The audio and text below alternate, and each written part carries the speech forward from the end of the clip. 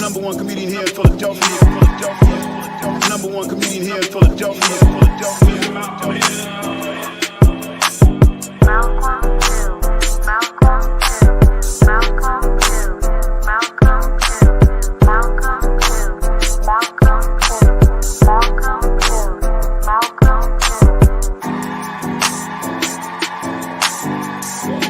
Number one comedian here in Philadelphia. Number one comedian here in Philadelphia.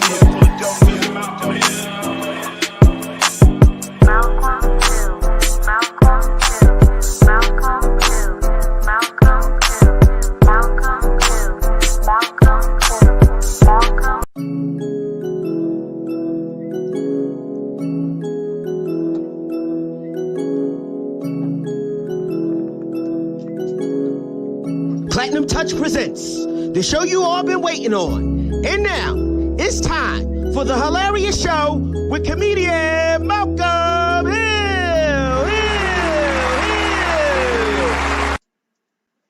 What up, everybody? You already know who it is. It's your boy, comedian Malcolm Hill. This is the Hill-arious Show, right? We are 14 episodes in. Some of the funniest comedians in the world has blessed this whole situation, man. And before we even start the show, I need everybody to share this link. Do me a favor, man, and look out for me, man. Look out for your boy and share this link, man. We need 14,000 more people to 14,000 more people to follow this show, right? Because we got a great show for y'all today. We got one of the funniest comedians, you know what I mean, in the world that has been on Def Jam. That's did everything. Comic View, coming to the stage. He's done everything, man. One of the funniest comedians in the world, right? But before we start, I got to bring my co-host on, NA. What's up, NA? We at NA? What's going on, good brother? How you feel? Up? I'm good. All right. Yes, sir. Yeah. This is legendary right here. It's history. And we got my other co-host, my man, Mr. JoetheBoss. I don't know if he's still on here, but JoetheBoss. What's up, Malcolm? What's going on? Well, Joe, What's up, Malcolm? What's going on? You good? Okay, Joe. Yeah, Joe, I hear you. Well, This is Joe having a little technical difficulties as always. Yeah, we can hear you. I can hear you. What's going on? What's up? How was your day, Joe? How was your week? what's up, Nate? What's going on? Everything's good. Everything's good. Your beautiful day. That's cool. Your Wi-Fi is a little off, but we're gonna keep it moving. We're gonna keep it moving, man. Listen. Fix your situation. If you gotta come back in, just come back in.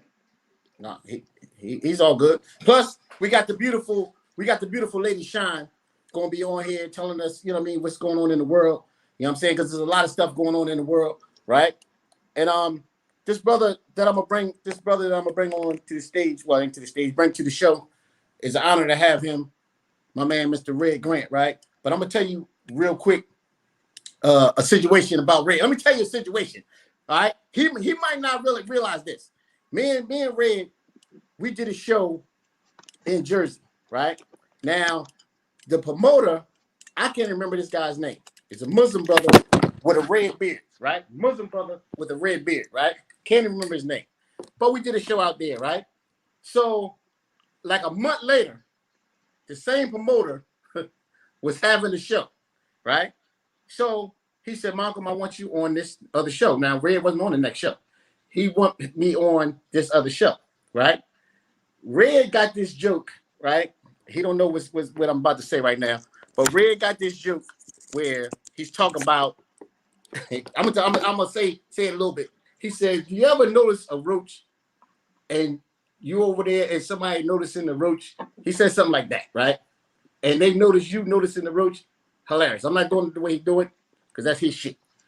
Long story short, a friend of mine, somebody that I know, is doing that joke. But I don't know if my man stole the joke or not, but he says he didn't steal the joke. But a friend of mine is doing that joke. So the promoter hired us, me and this friend of mine, the next month. So we go up there, right? This is the craziest situation. We go to Jersey. My man that is doing that joke sets his camera up, got his cousins there, his mom there, his aunt there, and everything, right? So All of a sudden, I go to the boy and say, look, what's the lineup? So he tells me when I'm going to go on. And then he goes to my man, and my man says, well, when do I go on? Why did this promoter say, we had Red Grant here last month. We can't have him here this month. And I'm looking like, what? Because of the joke. They don't want to hear that joke again. And I had the man come all the way down there, set up the cameras and everything, talking about, we had Red last month. We can't have him here this month. That's the funniest thing I've ever seen in my life. And my man was hot, but I ain't going to say who it is. I'm not going to say no names. I love him to death.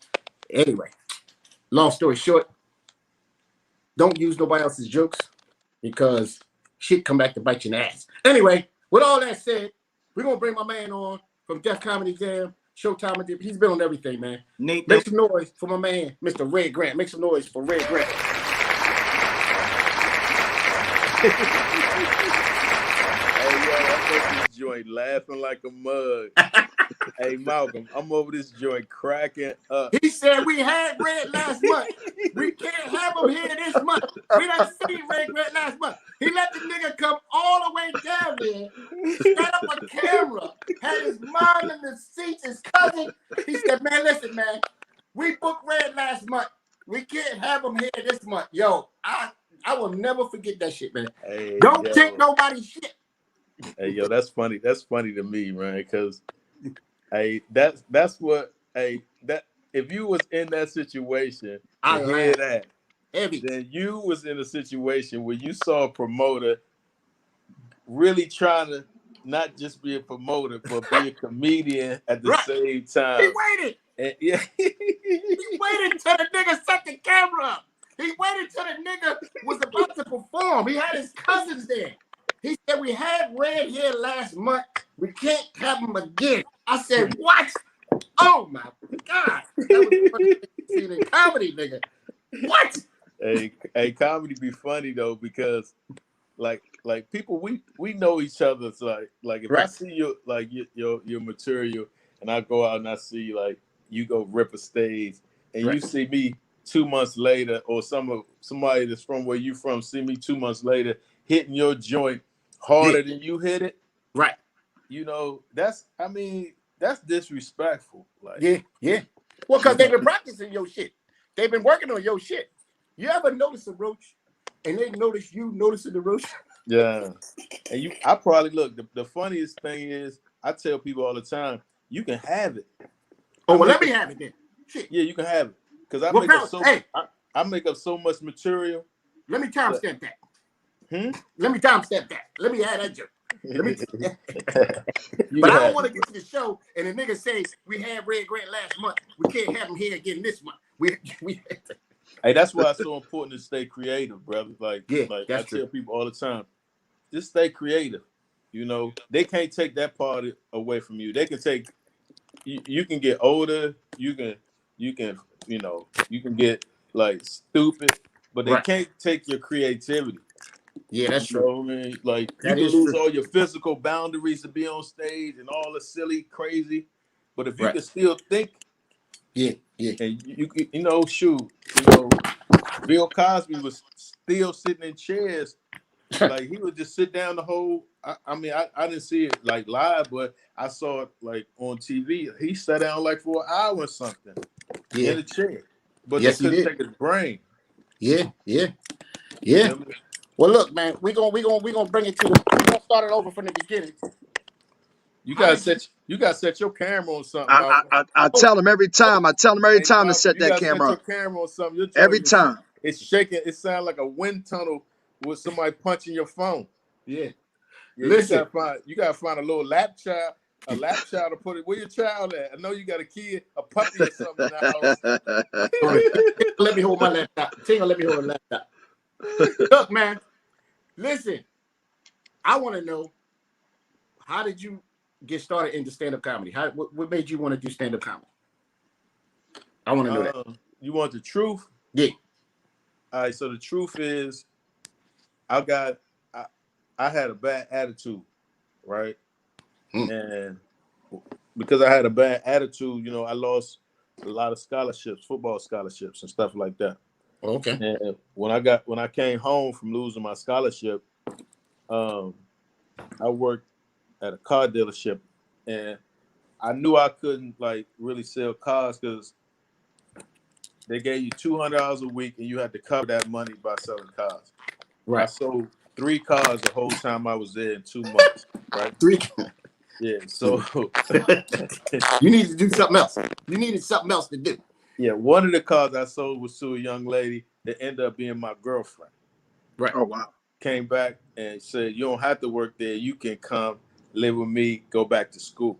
So I went back to school, UDC, and when I was in school, my fraternity brother was like, "Man, you should tell jokes, bro. You funny as heck. You should go to open mics."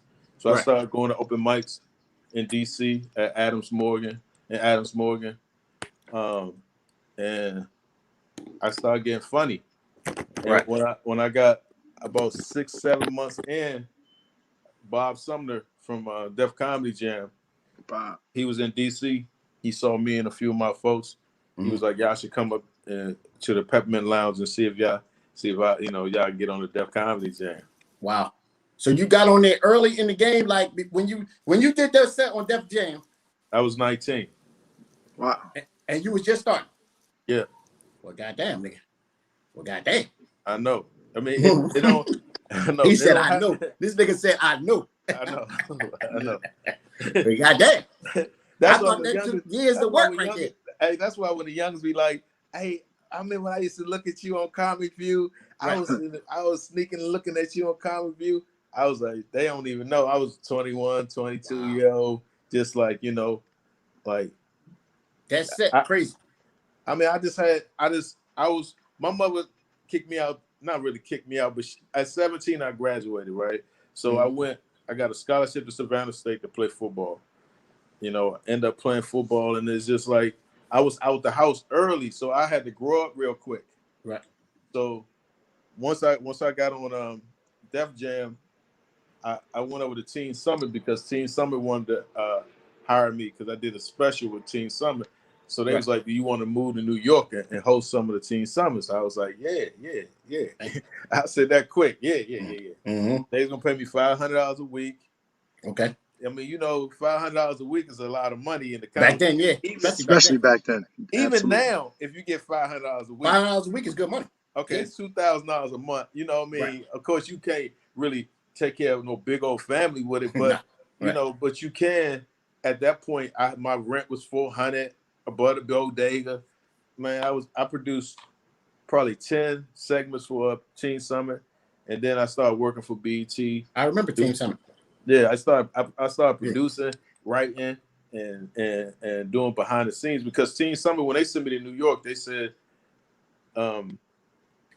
we can hire you, but you gotta find the stories, you gotta write the stories, you gotta be the host of the show. All that? And you got production. It's too gotta much. Get the camera crew. Dang. So I was like, I ain't never did that in my life. Yeah, I know you ain't. But guess what I said? You said, "All right." Yeah, I said, let's go. Let's have it. This is some shows I produced for them, and that's how I built a relationship with BET, even behind the scenes, not even doing comedy. Right. And so that's pretty much how I got started. Right. But so did you go to open mic? I mean, for you to be on Def Jam, it was open mic. It was all open mic. Okay. Yeah, and the first time I told jokes, I remember the first day I thought my set was gonna rip too. I had talked to my friends and everything. They was like, and one of my friends, Rob, he wasn't chuckling or nothing. He was like, but the rest of them was like, yeah, that should work. I was talking about Wonder Woman. She couldn't live in our neighborhoods with them fake braces because somebody shoot her wrist off. That was like one of my first like little jokes. Right. I thought that was the bomb. Right. Man, that joint was dead silence. Damn. Right?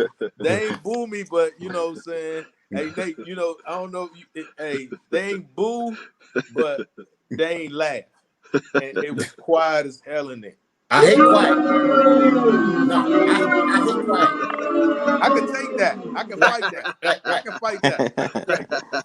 I can fight that, but I can't fight dead silence. Yeah. So basically, it's fair to say that you made it at 19. Well, yeah, I got in the game at 19. I was far from making it, but I was able to like move, to a different stage in my life because, living in New York it changes everything. And if you had never lived in New York, you move to New York, you will find out like you really have to change your whole mentality of thinking. Like everything's fast paced, everything's moving. Right. Nobody's really relying on cars. It's all trains and buses or whatever. You pull up, and if you have a car, you're lucky. And it's like getting $50 a show. Can you do 6 shows in a night or 4 shows in a night to get $50 a show? And that was the grind. That's a grind right there. And and if you can maintain that grind, then you can survive in New York. And then then you got to try to get into like the Cellars and the Boston comedy clubs and Caroline's and they're not letting anybody in. Yeah. So it changed me. It made me grow real quick. And I'm from Washington D.C. and D.C. is to me a huge city, but when you move to these cities that's like New York, you find out like it's a total difference. Now, Red, your laugh is to me one of the funniest laughs in comedy. Like when I'll be watching your set, with your laugh is hilarious. And with that time when Katt Williams, people don't know that you've been on tour with Katt Williams. I mean, for the people that don't know, I know everything, but you've been rocking out with Katt Williams for years, right? But when he was roasting that chick and you was in that room laughing, that was the funniest shit in the world. Not what he was saying. Your ass was cracking the fuck up. Like, I wish we could play his fucking your laugh. Shit is hilarious, nigga. You know what I mean? And that's another thing. I seen somebody bite your laugh, which is ironically, you are a legend in the comedy game, nigga. They taking your laugh, nigga. You don't even know what's happening. They done took your laugh. They done took your fucking your roach joke. They done took every goddamn thing. They can have it. They can have it all. Malcolm's spilling the beans like crazy. I don't care. We need ratings, nigga. Hey, he telling the truth. He's supposed to. Hey, I'm big. Bro. That's my man. You know what I mean? I'm big, bro. He's supposed to tell the truth. I gotta tell it, man. That's right.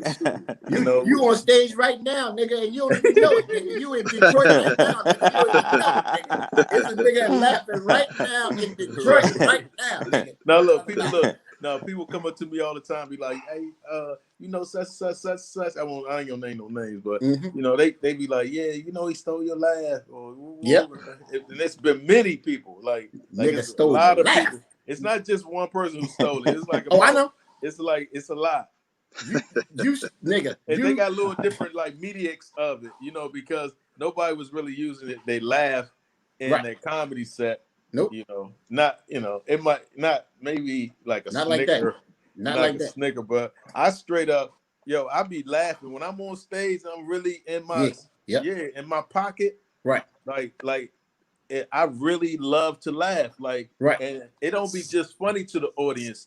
It be funny to me. Yeah. Because I can't believe I said it like that. And, I can't believe that it came out.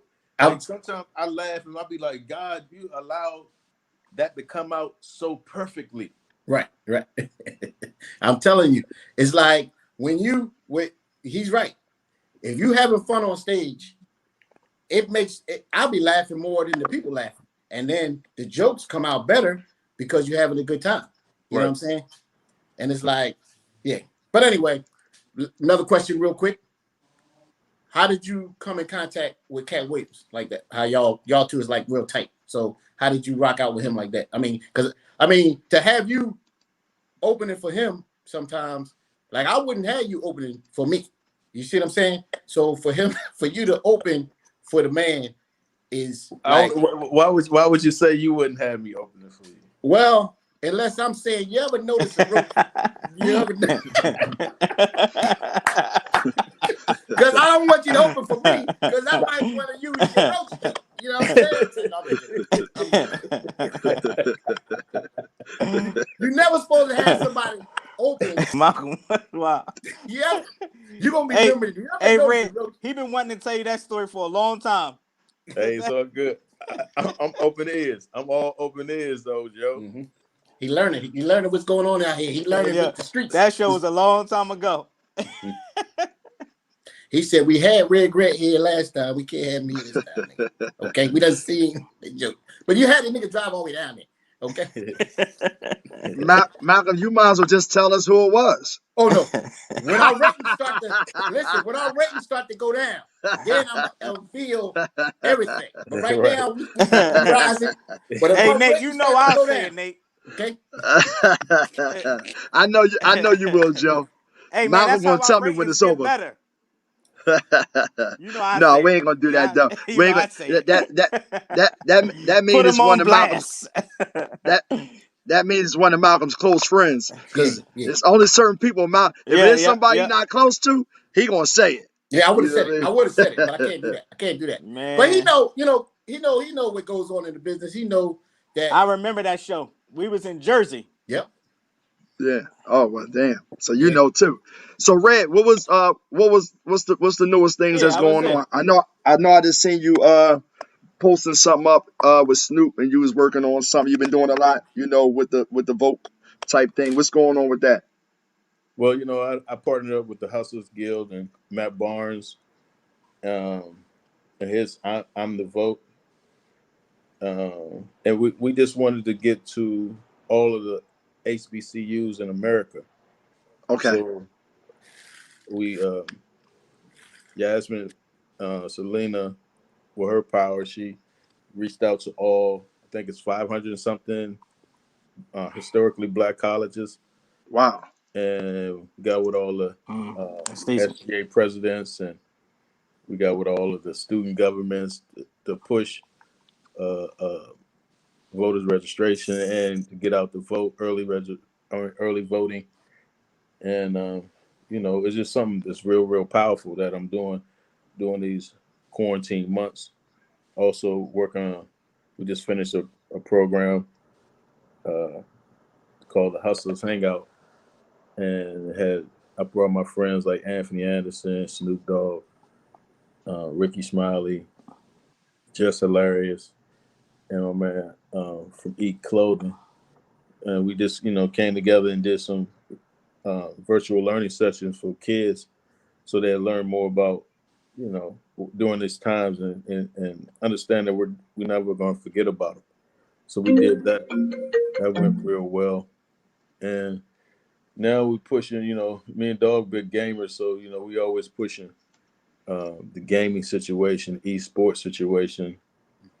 At the same time, I work with some kids this summer on my Don't Shoot Guns, Shoot Cameras film camp, which, help young youth learn film from beginning to end.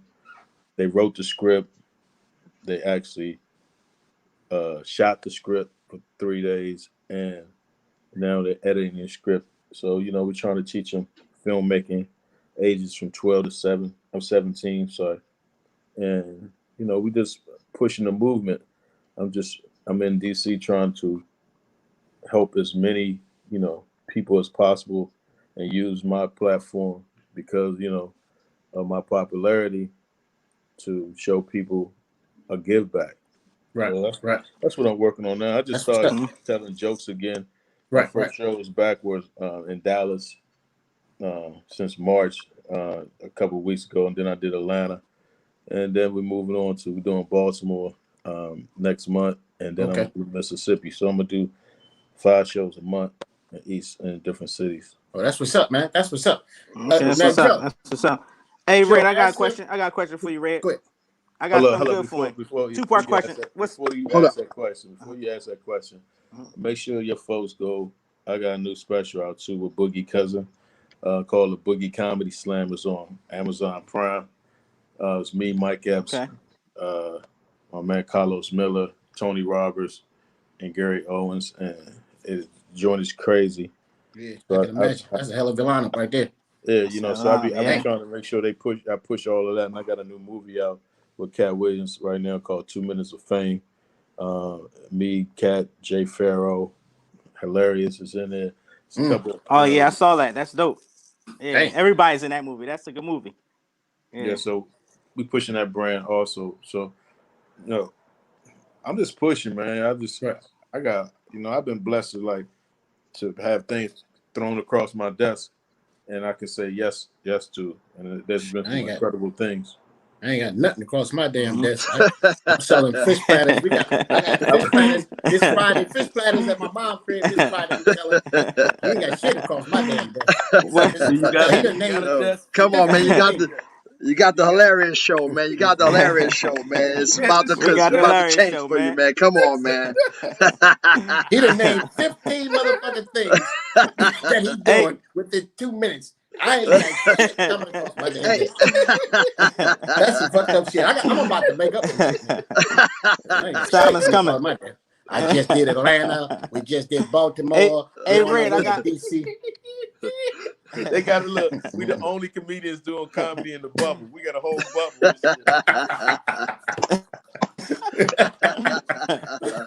Oh man, he said he working. Hey, Red. So with this 2-part question I got for you, right? Since you mentioned sports and everything, how excited was you when the golf course opened back up? I know you're a big golf player and everything. With the gang, Ricky Smiley and Anthony Anderson. How excited was you, and what's the best course you ever played on in the United States, or even outside the United States? The best course I ever played on, I'm gonna tell you, some of the best courses I played on ain't even really good courses. It's just great views and it's just like beautiful views. But I would say in Hawaii, I played a course. I can't even think of the name of it, but I just remember we went on one hole and we was over top of some waterfalls or some stuff like that, and I was like, So it's not really golf to me. Is a great sport. It's one of the best sports that you can ever learn, even if you can't play it. Just learn it because it shows so much character in everyday lives, things that we do in our everyday life. When you're on the golf course, you might have a good day. Next day, you might have a bad day. You gotta have character, and you can't cheat. You feel me? Right. You can't touch a ball and think it's not a penalty in life. You feel me? And that's what people do. Right. They do things wrong to other people and think it's no penalty involved. You feel me? Even if my brother Malcolm reached out to me, saying yes to him is not moving my ball. That's don't take a penalty because if you can hit the shot. Right. You feel me? So it don't matter if it's a short shot or a long shot. Good looking, man. Good looking. That's real rap, man. I look at you guys you give me a shot also to push all of the things that we're doing. Okay. And not only I'm also I have a radio station also called 101 The Heat. It's terrestrial radio, just like you guys are doing, but it's some next level stuff. So we're gonna talk. Hey man, too. Hopefully you ain't doing it on Thursday. You about to take my little bit of fans I got. No, I'm gonna have to. No, what I'm gonna do is hey Malcolm, I'm gonna have to bring the Hill-arious Show over to my little spot. You feel me? We appreciate that. We appreciate that. Yeah, sound good. Yeah, definitely. Hey Malcolm, make sure you get the information right now because we don't want that Hollywood. No. Nah. He a real nigga. That's what's up. That's what's up, man. We appreciate you, man. Red is a real nigga, man. And as soon as I called him, right away, he said, "No, Malk, I got you," because I know he's busy. So you see him name 27 shows within 2 minutes. But he said, "Malk, I got you." But he said, "Hey Malcolm, I ain't even want to throw. I was at Snoop Dogg birthday party last night. I didn't even want to do all that. I didn't want to extra brag. You about to take my fans, man. Come on with that shit. I was just at Snoop Dogg crib. You know what I mean? I was just at JoetheBoss's house in fish fry, man. You right. Yeah, I was at JoetheBoss. We getting there, Malcolm. We getting there. You about to take my Thursday fans that we worked hard to get this group of fans. And this nigga, I was just at Snoop Dogg crib. Shoot past Denzel house on the way back. By Samuel Jackson's spot, right?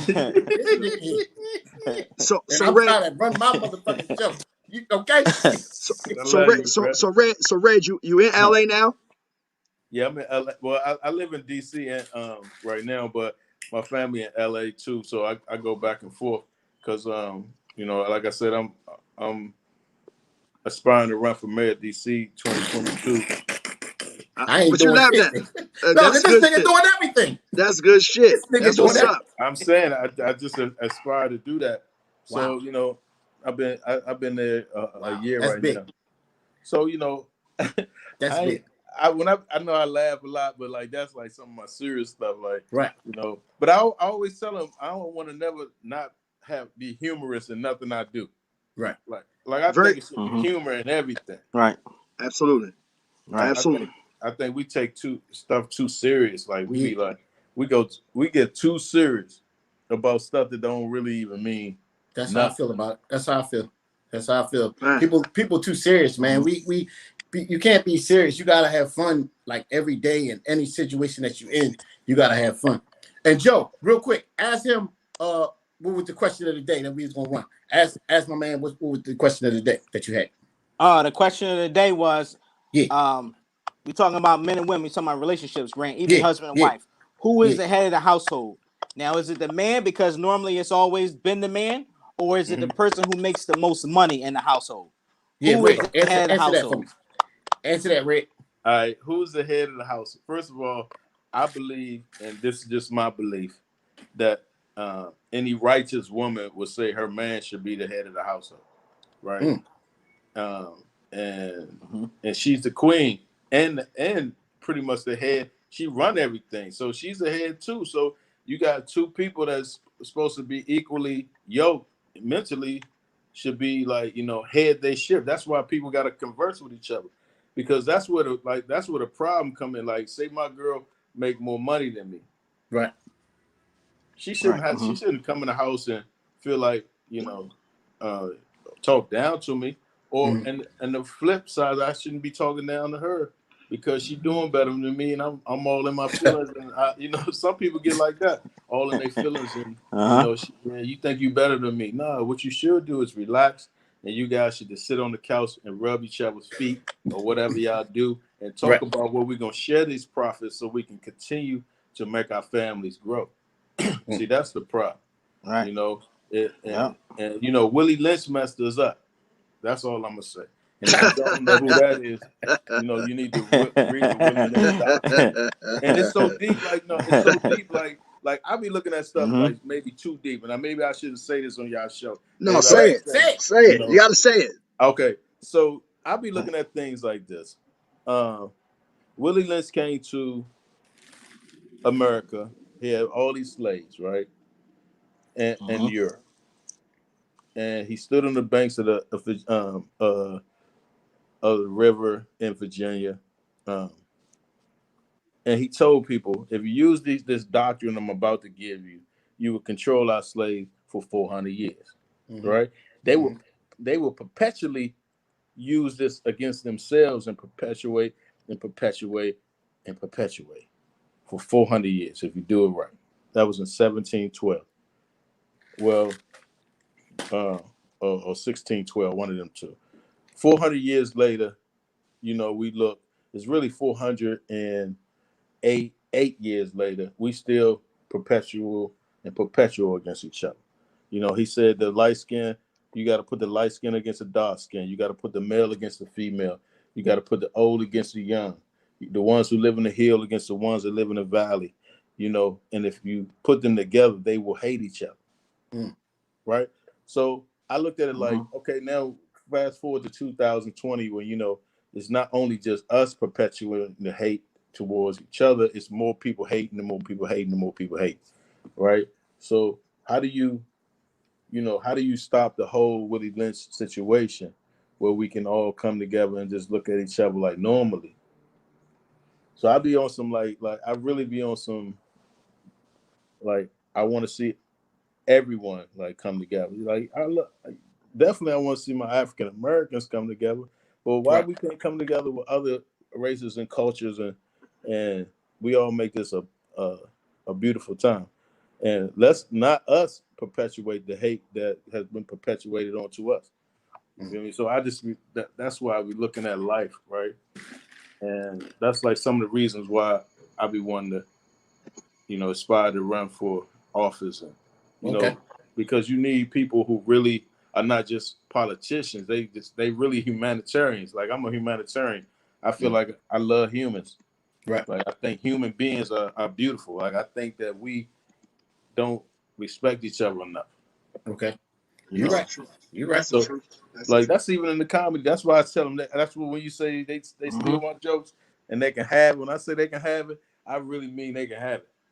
Okay. They can have it because sometimes we fight over things that is so minute. Mm-hmm. Why young brothers shooting each other over a girl or over some money or over feel like they disrespect. That's all like petty stuff. Yeah. To take somebody's life and all of that's joint's petty to me. Because people be in their feelings, you know what I mean? Shit, but you can say what you want to say. You can't take my little bit of jokes. I ain't got that many shit jokes like you got, motherfucker. You can't take my shit. You got 1,000 jokes, nigga. You talking that, take my jokes.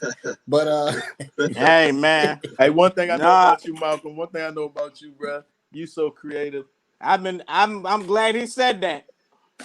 That boy got jokes on top of jokes. Yeah. You know what I mean? You super creative. That's what's up, man. I know that for a fact. Thanks, Super man. Thank you. And, you know what I mean? Thanks. It's just about. That's why we always gotta have writing sessions and stuff like that with one another. Right. That's us as comedians, instead of us looking at each other like crazy, we should be writing script after script after script after script. The Comedian Association, Writers Association. That's yeah. Absolutely. Where they come and get all the scripts, the new funnies. You feel me? Yep. And, and when we do stuff like that and protect each other, we don't even have no health insurance in the comedy game. No. So if I ain't have my wife is the head because she got the insurance. Oh, so that answers the question. Whoever got the life insurance, who's the one that's running the head of the house? That answers the question right there. Dental insurance. Yeah, whoever got the insurance is running the house. Oh, that answers the question. That answers the question. Yeah, because I want to be able to get sick and get healed. I don't want to have no like cold or nothing and can't get healed, bro. I don't want you be sitting up in this joint, you feel your hand going like coming off the skin. You can't do nothing about it. He said you feel your hand coming off the skin. God damn, nigga. You still sitting in the living room playing PlayStation, looking at your hand peel off. Come on. Damn. No health insurance. Here you telling her you don't need her ass no more, and your hand about to fall off, and she got the fucking health insurance, and you telling her I'm about to leave your ass, and your hand about to be on the living room table. You better shut the fuck up, because that motherfucking hand about to fall off. You talking about I'm about to leave your ass. Yeah, okay. You ain't got no health insurance, Mr. Comedian motherfucker. Hey, no, his hands start talking to him. His hands start being like, hey, you better stop playing. Go ahead and make up with her and stop bull job. She got the insurance. Well, yo, we ain't gonna keep you long because I know you got a lot of stuff to do. Give me your 5. Hey, that's when somebody say that, I know they're gonna ask you 3 more questions. You already know. I'm just trying to make you feel like we about to wrap it up. So you get more time. You know how that shit go. One more question. And then by the way, one more question after that. So you know how the game goes. So you already know you got 5 questions. But I'm gonna say you got one more question before you go. Give me your top 5 comedians, dead or alive. Well, you might have 6 since you got Katt Williams. So give me 6. All right. So my top 5, I said Katt. Yep. Eddie Murphy. Mm-hmm. Dave Chappelle. Of course. Martin Lawrence. Mm. And it's like a toss-up, and it can go either way because I got respect for all like the Chris Rocks, the Wayans, right, on down the line. But Right. But just because like when it's gonna be between two people, and it might shock you, but it's gonna be with Robin Hurst, wow, or Sinbad. Did you say Sinbad? Yeah, Sinbad's a beast. Oh, okay. Yeah. Yeah, I mean, I'm just talking about Sinbad when I was a youngin', and he was telling jokes, and I had to sneak and see his material. It was that joint.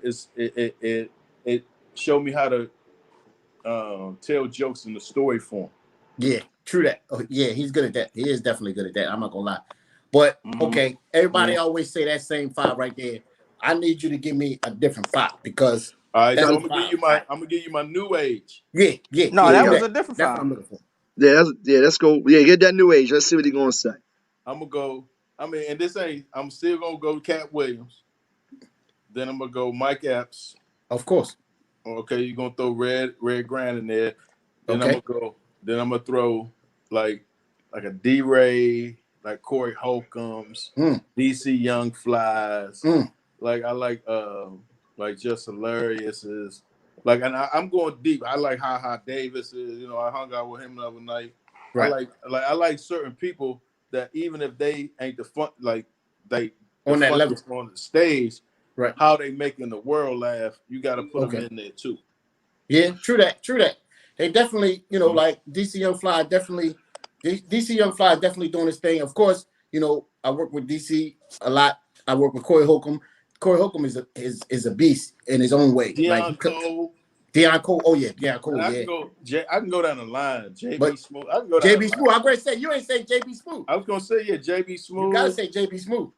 See, people mad because he had that bad set that they running on Instagram, and they don't know JB Smooth back in the day. Hey, look, JB probably left that show, got in two black trucks, rode to Miami Beach, and ate dinner comfortably. I'm trying to tell you, they laughing at him, talking about JB ain't got it no more because of that show. I said, nigga, this nigga is a comedian's. Like I come out, people when he's somewhere, comedians come out to see that nigga.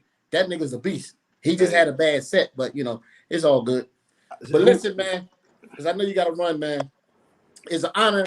You know what I mean? Like I said, like when I called you, I said, look, man, I need you to cause I'm trying to get this show popping. You said, Mark, it ain't no thing. Let's get it. Let's do it. And I'm available for you. And you know what I mean? I can't thank you enough for coming on here. You know what I mean? Just like that for me, man. Or, you know what I mean? At that level. You know what I'm saying? I appreciate y'all inviting me, you know. Yeah, no doubt, man. We're real quick. Where can they find you at? Where can they find you? No doubt. Go to redgrant.com. RADGRANT, redgrant.com. You can get all my social media, and you can find me on Twitch. You know, Red Grant on Twitch. Like I be on Twitch all the time. Like I'm on Twitch with Snoop right now. Like I'm always on Twitch. And you know, definitely hit me on Instagram. And if you want to book me, you know, what I'm saying, just you're already booked, nigga. Who do you think you're fooling, man? You want to book me? If you want to book me, holla at my.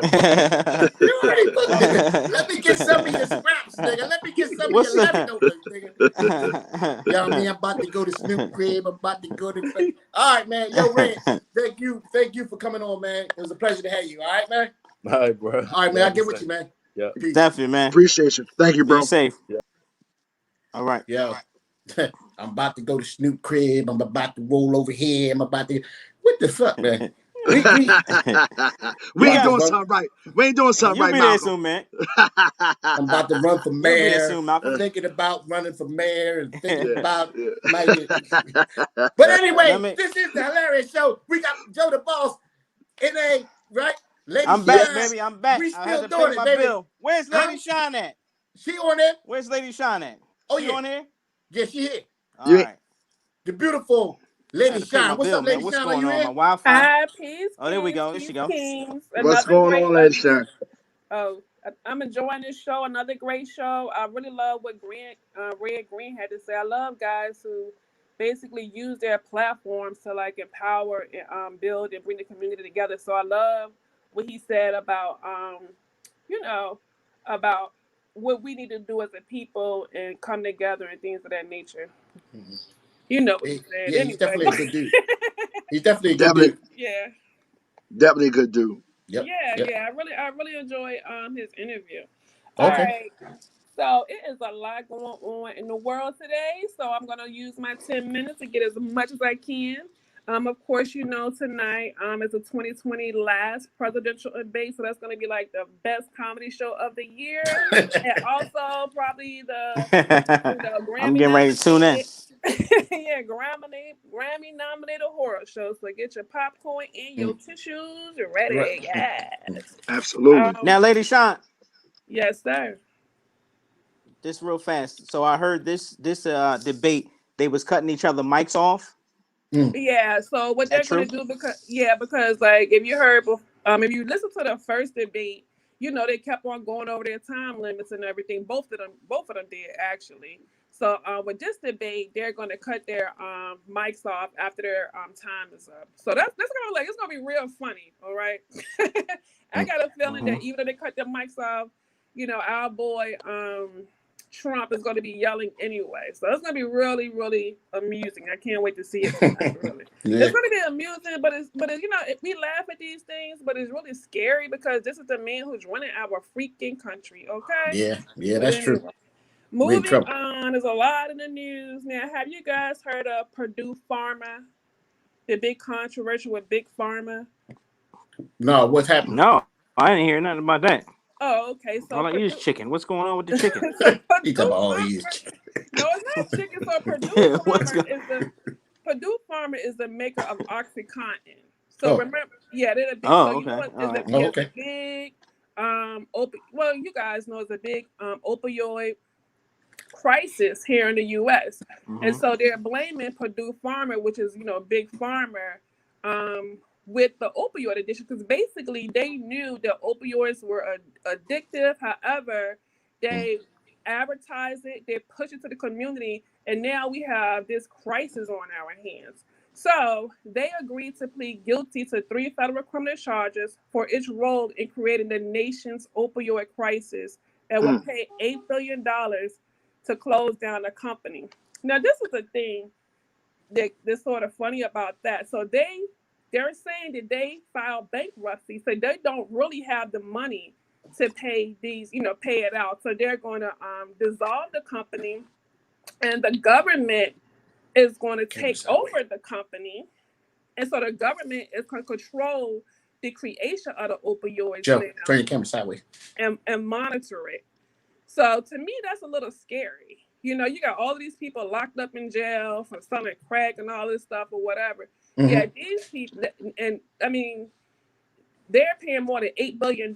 So when I think about this in layman terms, so Purdue Pharma is like Nino Brown. You know what I'm saying? And the government, right. Yeah, and the government is like the mob. They go like, yo, let's do it like this. Yo, listen, you gonna pay us to make these drugs. So now the government, so it's okay for them to continue making the drugs as long as the government gets paid and regulated. They are able to regulate it. Like, it's nothing crazy about that. You know what I mean? But anyway, so that's what's going on with Big Pharma and everything. That's the government that we're used to. We're just all basically being pimped, for real. Wow. So, so now the government is going to take control over that. But what they're saying is that with their control, because they're saying that we still need opioids. People still need them, right? Yeah, we do. But they're also saying that if the government controls it, and with this new program that they have, that they're also going to create like programs and drugs to help people who are addicted to basically get off of it. And then like drugs like Narcan that, like if you get overdose, they're creating these medications to help you, revitalize yourself if you get, an overdose or something like that. So it's really sad the direction that this country is going in the time that this is what we're dealing with. But so that's that. Opioids. Okay. Yeah, and moving on. So I don't know if you guys heard today, but it's big news today that the FDA approved remdesivir. So remdesivir is the first approved vaccine that has been approved by the FDA to treat COVID-19. Now, dig this. Now, this is the thing about that. I was telling people, listen, If the president truly got COVID-19, then hopefully let him take it. What? Listen to this. Mm-hmm. He did take it. Listen to this. Oh, he did? I was saying when the president was yelling about he got COVID, I was like, it's either one or two things going to happen here. He's going to really have COVID-19, and then maybe he'll be more empathetic to the people who are dealing with this, or he's lying. And the only reason that he says that he has COVID-19 is because he's going to go, oh my God, look what they gave me. It's a miracle. Yeah, and I took this drug. I'm cured. Yeah, now you all have to take it. And now y'all take it. Right, and he's going to reap the financial rewards of it. So then everybody in West Philly take it. Look, everybody, right? So check this out. So the president did say that he took a medication. So I looked at the medications that he took when he was in the hospital. And of course, remdesivir was one of the medications that he took. Now, remdesivir is for emergencies. He didn't even really need it. However, he said that he took it for a preventive measure, right? So he did exactly what I said he was going to do. He comes out and he goes, look at me, I'm good, woo, woo, woo, woo, woo, right? So now all of a sudden, remdesivir is the first drug that has been approved by the FDA for vaccination for COVID-19. It's only been like 6 months. Usually it takes almost 2 years for any type of medication to be approved by the FDA.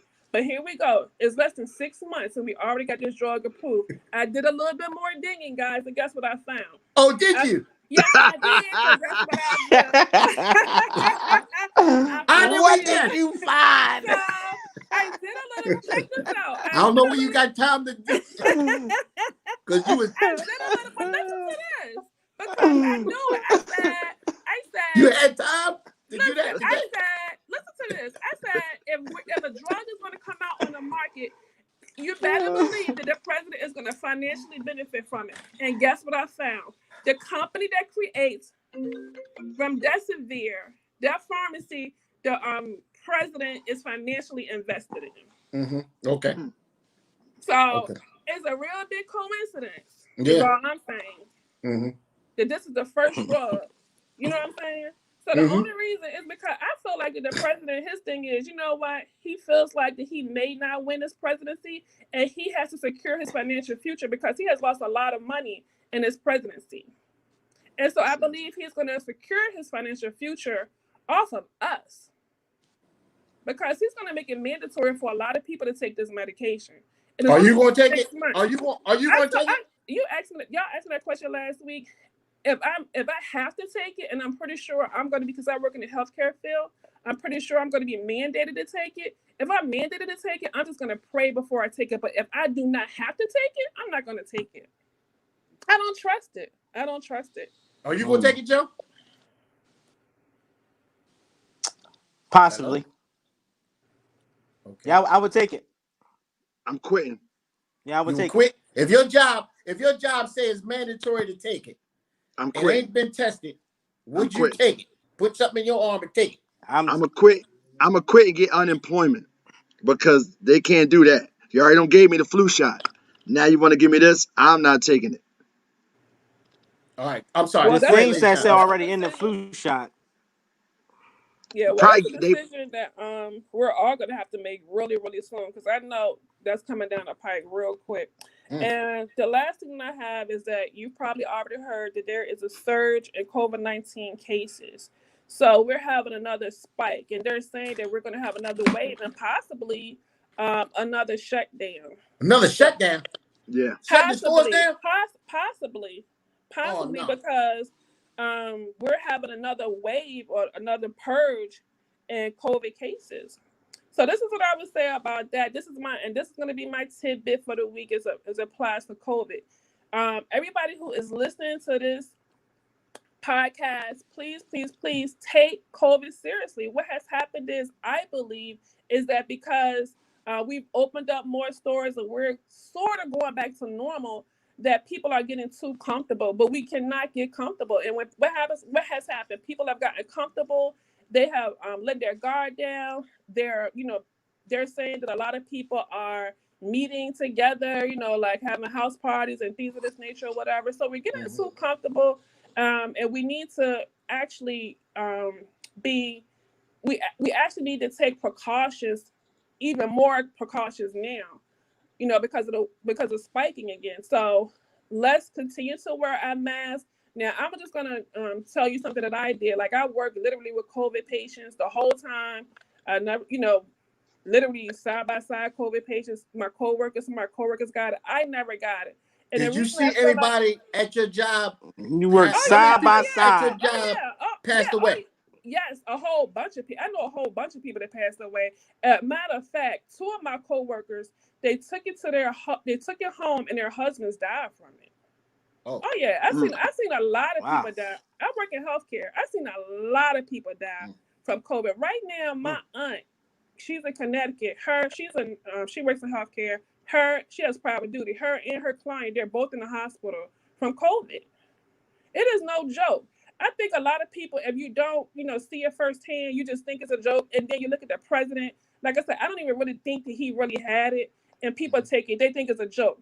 What I want to tell people is prevention is the best medicine. So be sure to take your vitamin C. Be sure to take your zinc. Zinc is an antiviral medication. Take that. I think everybody should start taking that every single day. Drink plenty of fluids. Drink hot teas because the virus does not like heat. Please, please, please wear your mask. Please, please, please practice social distancing because the virus is no joke. The people that I've talked to and I've seen, like I said, I've literally seen people die from it. The virus don't like heat? You said the virus don't like heat? It doesn't. Viruses don't like heat. It doesn't like heat. So, for instance, a couple of people who I know had it and they were having trouble breathing. One of the things that they did was they got that, they got the hot water and they put a towel over their head and they put their head over the water and they did that several times a day and breathed that in. And they said that was one of the only things that gave them relief from the virus. You do not want to have a virus that affects your respiratory system. That is not comfortable, especially, and plus in our community, we have a lot of people that are asthmatics and things of that nature. So if you have any type of respiratory issue, you really have to be careful because those are the people who's dying from it. Well, look, and how many people do you know that have allergies and asthma? A lot of us have. A lot of people got allergies. A lot of people got allergies, but I don't know nobody that got the, but a lot of people got allergies. But I don't know, and I know a lot of people. And I don't know too many people. No, I don't know. Well, I don't know how you might not know people personally, but you work in a hospital. you don't, nobody in the hospital have COVID? Well, I've seen a bunch of people. I don't want to get too in detail, but I've seen a lot of people die, literally. I'm a nurse. I take care of people. I've seen a lot of people die from COVID. Well, look, beautiful lady Shine. That is my tidbit of the week. Yay! We love you, beautiful lady Shine. Thank you for the words of the day. Encouraging words of the day. JoetheBoss. Yay! What's up? Joe, you got any last second words for the people? Man, just December 5th, Comedy Under the L. I'm back at it. And follow me on Instagram at JoetheBoss. You'll see the flyers and everything. And be safe, man. Everybody be safe and stay strong and healthy. Okay. Nate, N.A., you got any last second words for the people? I just want to give a big shout out to y'all, man. Y'all did an excellent job, even with the difficulties of this good old internet.